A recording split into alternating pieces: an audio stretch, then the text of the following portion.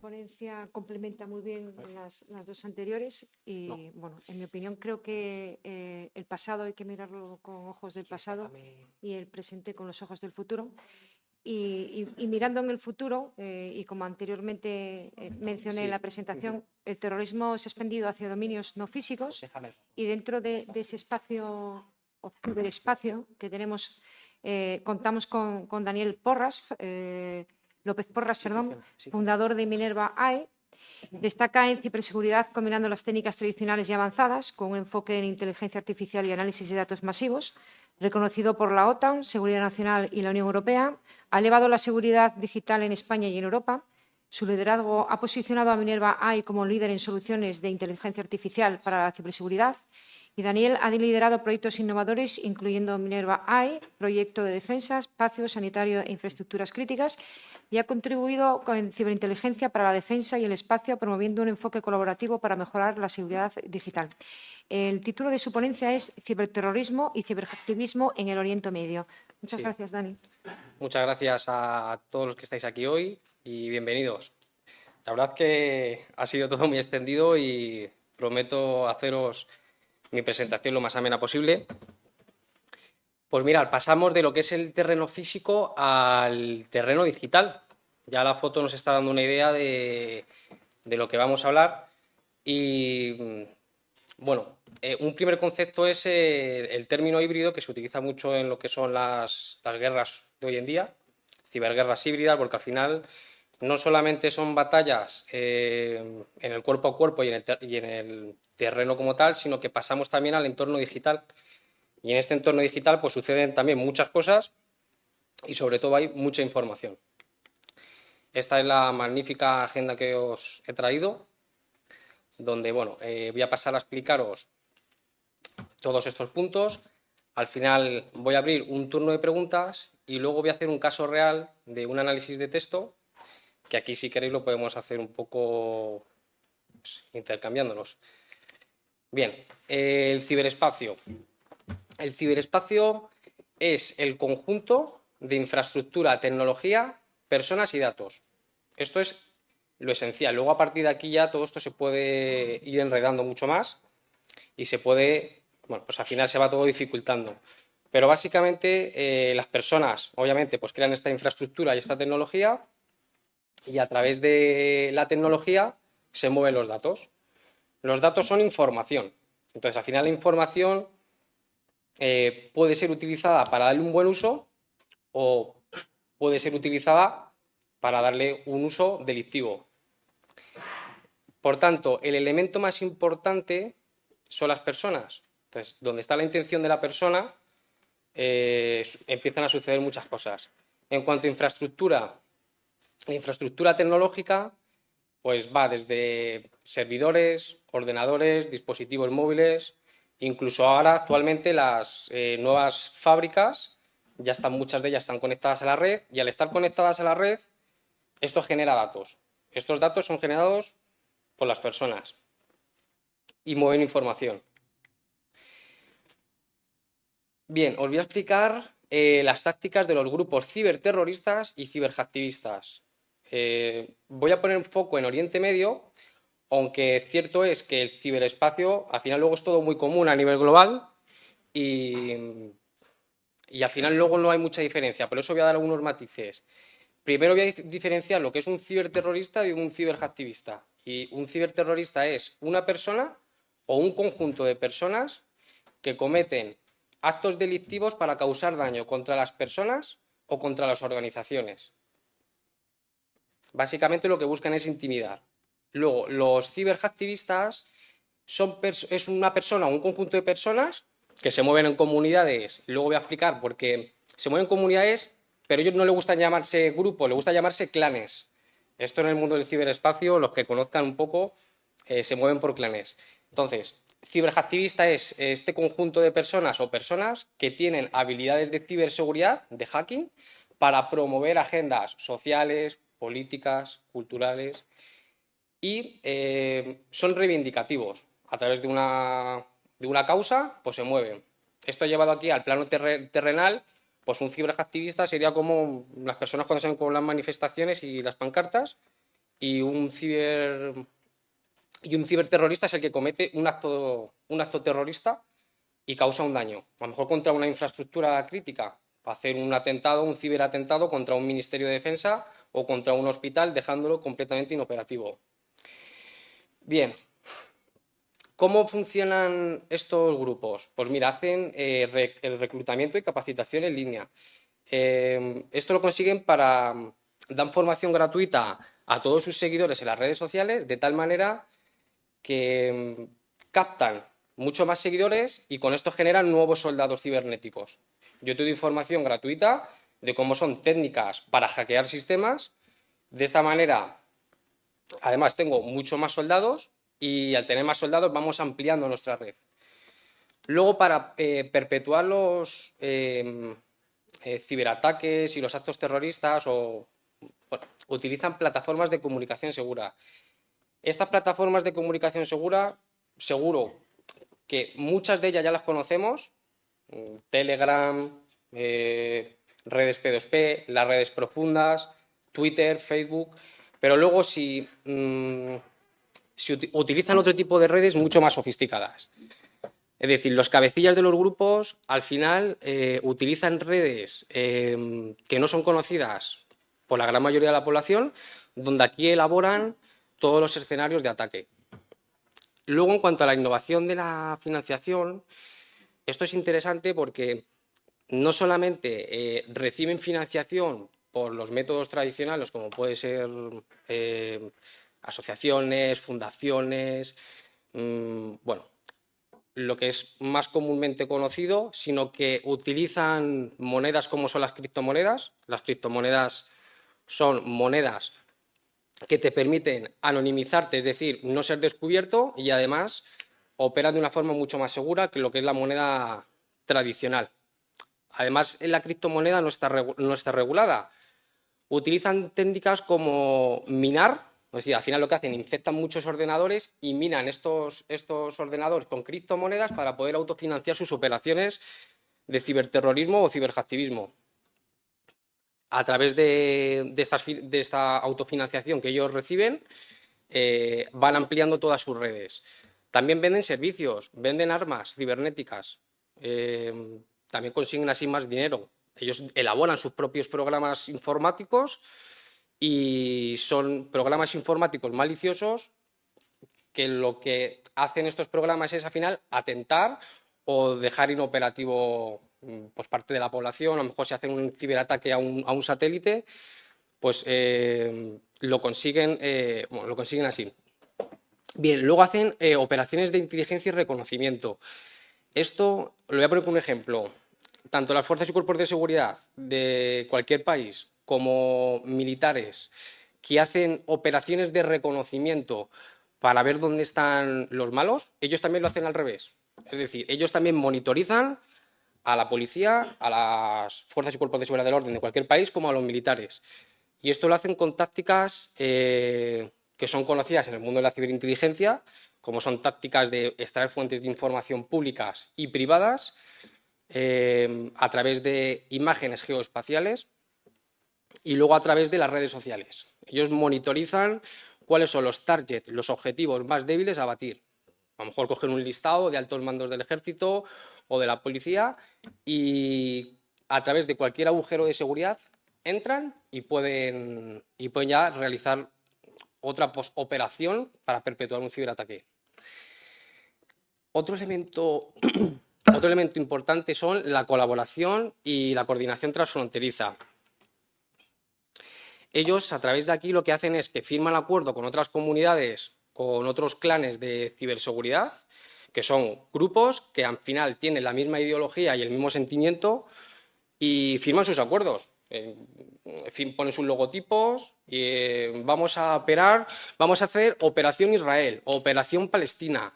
Bueno, pues al final llegan a sus acuerdos de un bando y de otro bando y lo publican en las redes sociales. Publicarlo en las redes sociales no lo hacen en redes sociales que estén ocultas, sino al final lo hacen en redes sociales que todo el mundo podamos ver. ¿Por qué actúan así? Pues porque al final lo que quieren es mostrar el mensaje de, mira, cuanto más seamos, somos mejores, somos más fuertes y todos nos estamos uniendo para una misma causa. Entonces, pues, esto es importante, esta colaboración transfronteriza entre diferentes grupos. Al final hacen sus alianzas. En cuanto a ataques sincrónicos y multifacéticos, esto lo voy a poner como un ejemplo. Mañana a las 7 de la tarde vamos a lanzar todo el grupo, todo el batallón que tengamos, un ciberataque contra el Ministerio de Defensa de X país. Entonces, yo lo que vamos a hacer es, voy a necesitar 200 personas que van a hacer un ciberataque para tirar la página web. Otros, a esa misma hora, se van a dedicar a encontrar fallos de seguridad, acceder a las bases de datos y extraer documentos confidenciales. Y otros 20 personas lo que nos vamos a dedicar es a publicar todas estas bases de datos en diferentes redes sociales. Por tanto, aquí ya tenemos el concepto de sincrónico a una misma hora, al mismo día, y multifacético, que es una misma operación, operación derribar al Ministerio de Defensa, con diferentes ataques cibernéticos. Entonces, al final conviven diferentes tipos de ataques. En cuanto a las estrategias de evasión y anonimato, bueno, para esto tendría que hablar, el anonimato es muy, muy largo porque al final lo que tratan, cuando tú tratas de anonimizarte, es de ocultarte la red. Es como un ladrón cuando va a un banco. No lo va a hacer sin guantes, se pone unas playeras más grandes para no ir, o sea, decir, al final ellos utilizan en la red métodos tecnológicos para ocultarse y no ser descubiertos por las agencias y las autoridades. Pero una vez que ya han realizado todas las operaciones, pues ahora toca, salimos todos corriendo y que no nos pillen. Entonces, ¿esto cómo lo hacen? Se evaden, o sea, al final lo que hacen es, a través de la tecnología, van borrando o intentar borrar estas huellas digitales. Y esto, aunque intenten borrar huellas digitales, cierto es que lo hacen para intentar dificultar las investigaciones policiales, pero realmente en Internet es muy difícil.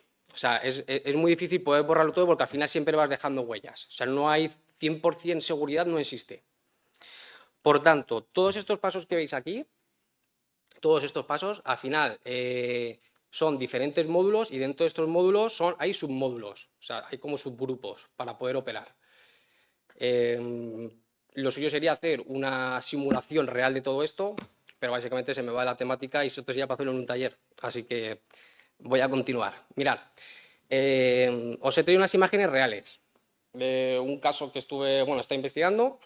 En este caso tenemos una filtración de lo que es el estado de, el MOIS, que es del Ministerio de Inteligencia y Seguridad, y del Grupo Revolucionario Islámico. ¿Esto qué es? Esto es un grupo, este documento lo ha filtrado un grupo ciberterrorista, como diciendo, oye, yo sé que a nosotros nos tienen monitorizados, pero es que nosotros a vosotros también. Entonces, ¿qué han sacado? Han dicho, mira, yo te voy a sacar todos tus grupos y subgrupos. Y bueno, pues aquí lo han filtrado, lo han hecho público y diciendo, al igual que vosotros me tenéis a mí, yo también a vosotros. En la imagen central, esto es un grupo ciberhacktivista que lo que hace es vender servicios de herramientas que ellos producen, por lo cual es un método de autofinanciación. Y fijaros qué chulo lo hacen porque parece esto hasta, vamos, $100 acceso a un día, $600 acceso a una semana. Pues van poniendo sus precios de tal manera que si alguien quiere acceder a comprar una herramienta cibernética para poder perpetuar un ciberataque, ellos captan financiación para poder seguir financiando todas sus operaciones. Por tanto, utilizan la red cibernética para vender servicios. Y en la última imagen lo que tenemos es un grupo ciberterrorista que básicamente está diciendo, nosotros estamos con nuestros hermanos musulmanes, quien haga daño al pueblo palestino pues lo va a pagar caro. Básicamente viene a decir algo así, nuestros siguientes objetivos a batir en el ciberespacio son todos estos. Tienen una programación, un calendario de cuáles son los siguientes targets, los siguientes objetivos a batir, en el que podemos ver el 20 de octubre, pues está España. Bien, esto puede ser disuasión, o sea, al final puede ser o humo, por así decirlo para que me entendáis, puede ser que sea cierto o no cierto. Habría que comprobar si realmente luego hubo un ciberataque a España a esta fecha. Bien, esto lo publican, pero previamente ellos ya lo han planeado. En sus redes de comunicación totalmente privadas lo tienen, es decir, al final lo tienen pactado y cómo van a lanzar estas operaciones. Por tanto, aquí ¿qué es lo que estamos viendo? Pues al final hacen un anuncio para que todo el mundo lo vea. Y luego cuando realizan el atentado terrorista en el ciberespacio, dicen, oye, mirad que sí, y lo publican también. Bien, aquí me voy a meter un poco más en parte técnica de qué tipos de ciberataques más predominantes hay en Oriente Medio. Hay mil tipos de ciberataques más. O sea, hay muchísimos tipos de ciberataques. Pero bueno, os voy a contar aquí los que son más predominantes. Bien, seguramente que habéis escuchado el término phishing, de esto de cuando llega el mensaje al banco, de no caigas en el phishing, cuidado con las credenciales, nosotros no enviamos correos para que cambien las contraseñas.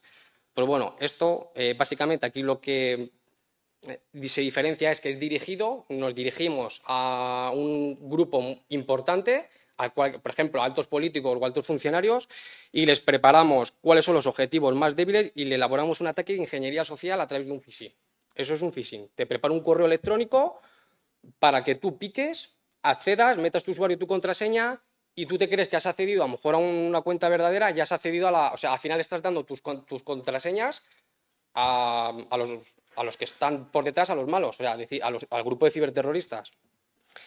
Bien, en cuanto a la propagación de malware y ransomware, estos son software informáticos maliciosos. Imaginaros lo que puede suponer un ataque de una encriptación de un servidor donde dependen datos de diferentes, bueno, poniendo un ejemplo, imaginaros lo que es encriptar todos los servidores de un hospital.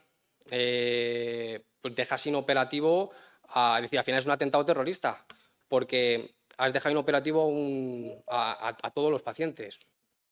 Por tanto, los ataques de ransomware son bastante peligrosos porque al final lo que hacen después es extorsionar para pedir un rescate y pedir dinero.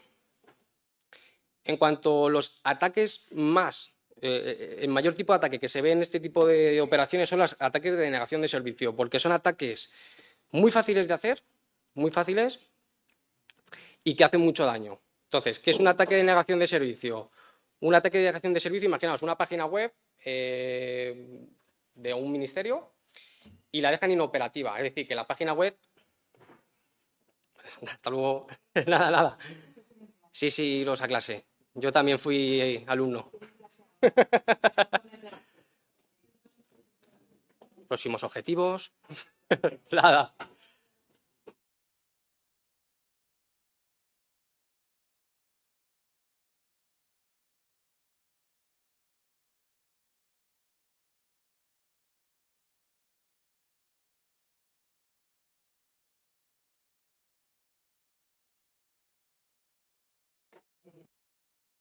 Venga, pues voy a continuar. Es que entiendo que ya estáis cansados, ¿eh? Por eso estoy yendo un poco deprisa.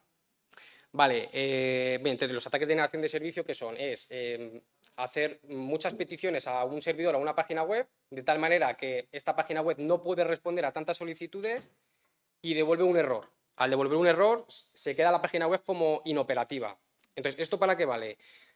Vale para, por un lado, haces una interrupción de este servicio.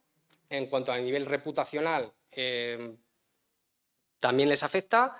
Y lo tercero, pues para ellos seguir haciendo propaganda y decir, oye, pues mira, qué buenos somos, seguimos avanzando y mira cuánto daño podemos hacer. Desinformación y guerra psicológica. Esto lo utilizan todos los bandos, tanto de un lado como de otro lado. Al final la desinformación y la guerra psicológica lo suelen operar mal los ciberactivistas y lo que hacen es propagar información en las redes sociales con cambios de narrativa, tergiversando con medias verdades y medias mentiras. Al final te meten a lo mejor una cosa que es verdad, pero en esa misma cosa que es verdad le dan una coletilla y ya están polarizando. Entonces, esto es muy importante porque en las guerras, por eso se dice que son guerras híbridas,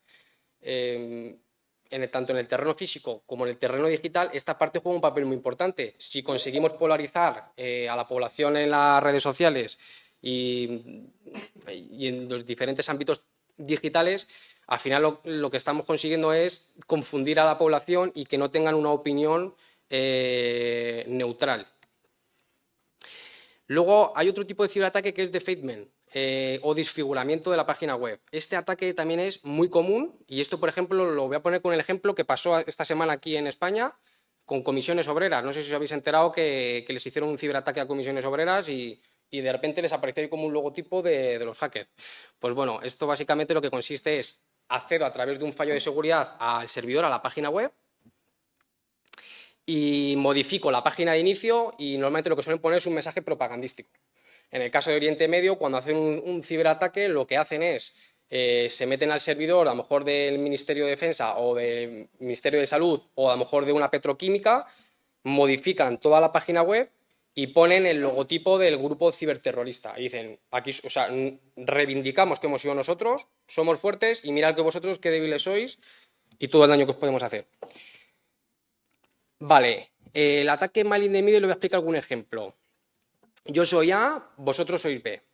Y esto trata de interceptar las comunicaciones. Entonces, entre A y B, lo que tú estás haciendo como A es, imagínate que estás accediendo a tu correo electrónico, a tu banco, y vas de un punto A a un punto B. Yo como malo lo que hago es que me pongo en mitad. Modifico las telecomunicaciones y entonces lo que consigo es que en vez de que tú vayas de A a B, primero tienes que pasar por mí. Al pasar por mí,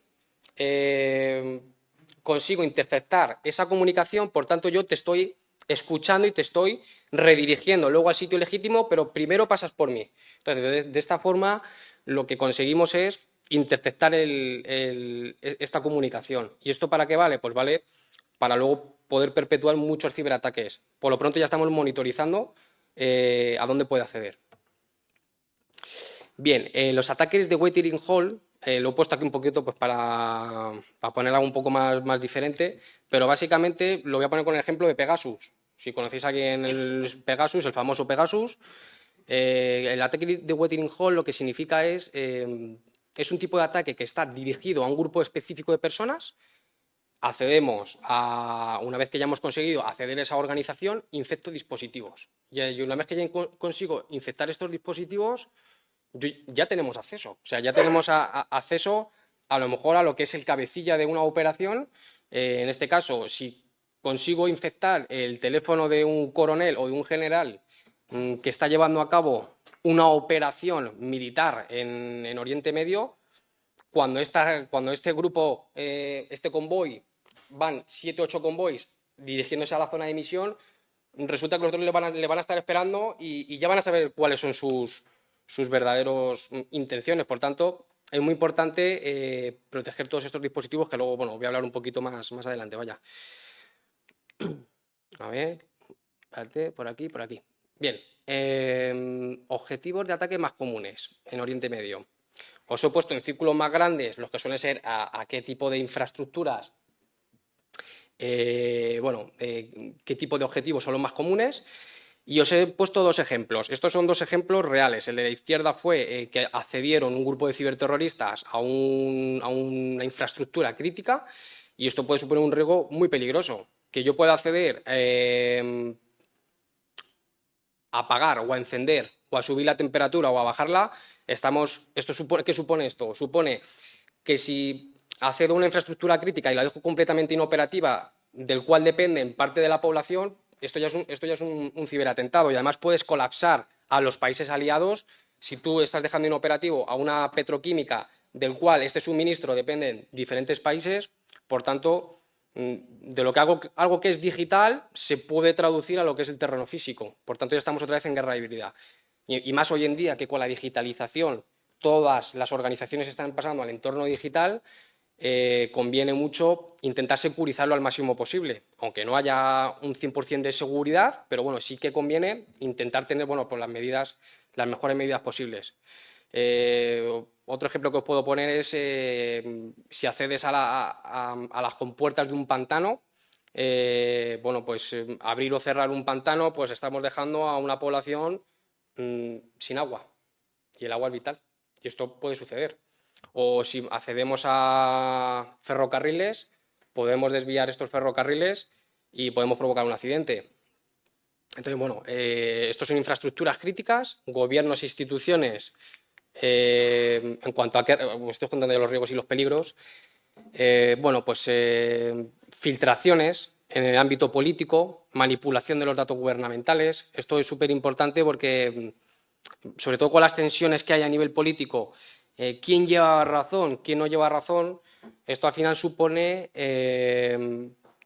que si tienen acceso a información de la que dependen toda una población y una sociedad, manipular unos datos políticos, pues al final polarizas otra vez a la población o puedes extorsionar a políticos. En cuanto a organizaciones militares, si manipulamos sistemas de defensa y hacemos robo de información clasificada de operaciones que se están llevando en curso, está el ejército completamente vendido en este aspecto. Y luego, bueno, pues tenemos, ya te digo, otro tipo en los medios de comunicación, bueno, la censura, la manipulación de estos contenidos, son uno de los riesgos y peligros. Bien, y aquí la primera falta de ortografía, ¿qué os transmite el texto? Bien, este caso real es un caso real de un grupo ciberterrorista, ¿vale? Y envían un mensaje a todos los seguidores de este canal y de este grupo. Esto fue llevado a cabo en una investigación que se hizo Israel con el tema de Hamas. Esto es un grupo de ciberterroristas. Y uno de sus líderes, pues entiendo que si no se avisara, había puesto la traducción, básicamente dice: el impuesto de defender la verdad y no la hipocresía y someterse a las leyes de Occidente es un impuesto que pagamos todos los días y no nos afecta nada a pesar de las amenazas internacionales contra nosotros. El ejército, tacha al ejército, obviamente, sigue trabajando en silencio, lejos de cualquier luz. El trabajo es solo para Dios. Solo queremos que Dios esté satisfecho con nosotros y la victoria continúa y lo que viene es mayor. Y una bandera. Bueno, pues, ¿qué os transmite el texto? Bien. He podido extraer esta información, por un lado, compromiso. Al final refleja un compromiso firme de que estamos comprometidos con la causa. De verdad, porque se destaca la importancia de adherirse a la verdad o a lo que ellos consideran lo que es su verdad y rechazar esa hipocresía. De defender la verdad y no la hipocresía. Entonces ahí lo están diciendo. De resistencia. En relación con pues con las presiones o amenazas externas. ¿Qué resistencia? La de someterse a las leyes de Occidente. Luego la determinación. Al final es un texto que el tono que están utilizando es un tono, bueno, pues determinante. Espiritualidad, porque se repite 2 veces la palabra Dios, por tanto le están dando un sentido espiritual al texto, y de esperanza. Y lo que viene es mejor. ¿Qué más cosas se pueden traer de un texto a nivel objetivo? Pues tenemos sustantivos y verbos. Tenemos 2 veces se repite la palabra impuesto y 2 veces Dios. Luego las otras, verdad, hipocresía, leyes. Pero básicamente impuesto, lo que viene a decir la palabra impuesto es, en sentido metafórico, como algo que es un impuesto, es algo como una obligación, una forma que nosotros tenemos de decir, como una especie de pago, de costo, algo que es inevitable. Luego la palabra Dios, que se repite a nivel espiritual, solamente nos debemos a Dios. Esto al final se agarran a la fe que ellos practican. Y básicamente también como con una especie como de sentimiento de culpa, dejando al ser humano en un segundo plano, a las personas en un segundo plano, y nosotros no solamente nos debemos a Dios, Por tanto, ya vamos a ese terreno espiritual. ¿Qué más cosas se pueden extraer del texto? Pues bueno, aquí ya lo que os he puesto aquí abajo, básicamente, por un lado lo he hecho más pequeño, la parte de lo que es más objetivo, todas estas cosas, y luego la parte de movilización culpable, porque al final habla en primera persona del plural cuando dicen no nos afecta nada. ¿A quién? A nosotros. No nos afecta nada. Entonces, al final están haciendo a toda la red que están leyendo, les están haciendo sentirse parte de esta causa. En cuanto a la movilización culpable, yo creo que eso tiene un trasfondo, porque al final es, oye, si no actuáis, si no nos acompañáis en esto, está Dios arriba y nosotros nos debemos a ellos. Así que, bueno, pues estas son las conclusiones que hemos podido extraer de este análisis de texto. Se puede extraer muchísima más información, pero de lo que es un texto, al final, si tú lo analizas en un sentido objetivo, de una manera más fría, pues al final evitamos esa polarización y evitamos esa manipulación emocional, que de eso a continuación, bueno, pues os quiero hablar ya para finalizar qué estrategias de defensa y recomendaciones os recomiendo. Por un lado, voy a empezar por la parte de las auditorías técnicas porque considero que los ciberterroristas y los ciberactivistas, ellos no operan igual que las leyes, ellos operan por debajo. Es decir, siempre llevan un paso por delante. Por tanto, es muy importante que para que nosotros nos podamos defender, implementemos más auditorías técnicas. Y esto técnicas, para mí creo que es muy importante y muy recomendable que estas auditorías técnicas sean del mismo nivel como ellos hacen, haciendo simulaciones de ataque real contra nuestras infraestructuras para medirnos a nivel tecnológico de cómo estamos. De nada me vale tener muchas leyes, que eso viene muy bien, si después, a la hora de la verdad, en el plano de la ciberguerra, no tenemos las mismas armas, porque ellos no entienden de leyes. Entonces, tenemos que tener esa parte de defensa clara. Luego, la disgregación, el concepto de disgregación, ¿qué significa? Significa que si yo tengo una infraestructura tecnológica, vamos a disgregar nuestra infraestructura tecnológica en muchas células, de tal manera que dividimos en porcentajes nuestra tecnología. Imaginaos una organización. Vuelvo al caso de un ministerio. Sí, bueno, de un ministerio, está bien. No vamos a poner toda la misma infraestructura de un ministerio, porque si a ese ministerio tenemos toda la infraestructura tecnológica ahí, si hay un ciberataque, lo dejas completamente inoperativo. Pero si hacemos una estrategia inteligente, disgregamos toda nuestra infraestructura en diferentes porcentajes, de tal manera que si hay un ciberataque a una parte de nuestra infraestructura, solamente se queda inoperativo un 10%, pero el otro 90% puede funcionar.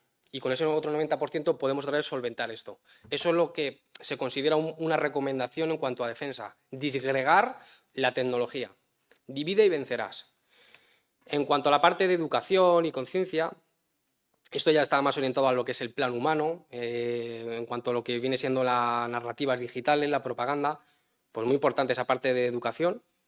La clarificación de los valores y principios. Esta es una tarea que se hace desde casa y no caer en esta polarización ni de un lado ni de otro lado, porque al final de eso se trata cuando se crean bandos, de confundir. Entonces, esos valores hay que enseñarlos y llevarlos desde casa y quien no pueda desde casa, con lectura. Intentar ser lo más inteligentemente posible cuando leemos un texto. Evitar esa manipulación emocional. Pues al final, cuando hay propaganda a nivel digital y hay una ciberguerra, pues ponen vídeos donde ponen musiquita de fondo. Esta musiquita de fondo te mueve así el corazón. Entonces ahí ya es la primera información. Esta primera información está en la corteza prefrontal, que es la primera parte del cerebro que absorbe el lector. Entonces, tú estás leyendo un texto, primero te entra esta parte de la corteza prefrontal, ahí se hace un proceso a nivel cerebral y en este proceso a nivel cerebral esto genera un sentimiento. Este sentimiento después genera una acción. Entonces, para evitar una acción que sea equivocada por parte de nosotros, del ser humano, lo que tenemos que conseguir es que cuando leamos un texto o una noticia, intentar ponernos de un modo más objetivos y ver cuáles son las fuentes originales y de dónde viene esta información. Porque a lo mejor nosotros vemos un vídeo y a lo mejor resulta que el vídeo, si lo pones a analizar, que me ha pasado en real, que a lo mejor ves vídeos y dices, y ves a la misma persona en esta guerra y luego coges a esa persona y está en otra guerra y luego esa persona en una guerra y resulta que una misma persona está en diferentes guerras. O sea, ¿eso cómo es? ¿Un actor? Entonces, hay que tener mucho cuidado porque se puede confundir lo que es... hay un paso de confundirnos, muy fácil. Entonces, no todo tampoco es manipulación, o sea, hay muchas verdades, pero vaya, promover esa reflexión crítica, que lo pongo ahí abajo, el pensamiento crítico es fundamental y sobre todo en la era de la red. Y por eso quiero acabar pues, esta frase que es: en la búsqueda de la verdad, a menudo descubrimos las capas de nuestra propia realidad. Y bueno, para mí esto tiene muchos significados. ¿Para mí qué significa? Pues significa que a lo mejor tú tienes una idea preconcebida sobre un caso y cuando empiezas a estudiar este caso y lo estudias en profundidad, te empiezas a dar cuenta de que las cosas a lo mejor no eran como eran al principio. Y esto al final, pues, ¿qué sucede? Sucede que vas descubriendo, ¿no? A medida que vas ahondando vas descubriendo y que las cosas a lo mejor no eran como eran antes y que, bueno, que al final hay que ceñirse a la objetividad y a la neutralidad siendo lo más profesional posible. Así que, pues, he intentado ser lo más rápido posible, sé que estáis cansados. Disculpadme y muchísimas gracias. Os dejo turno de preguntas o... Pues Gracias.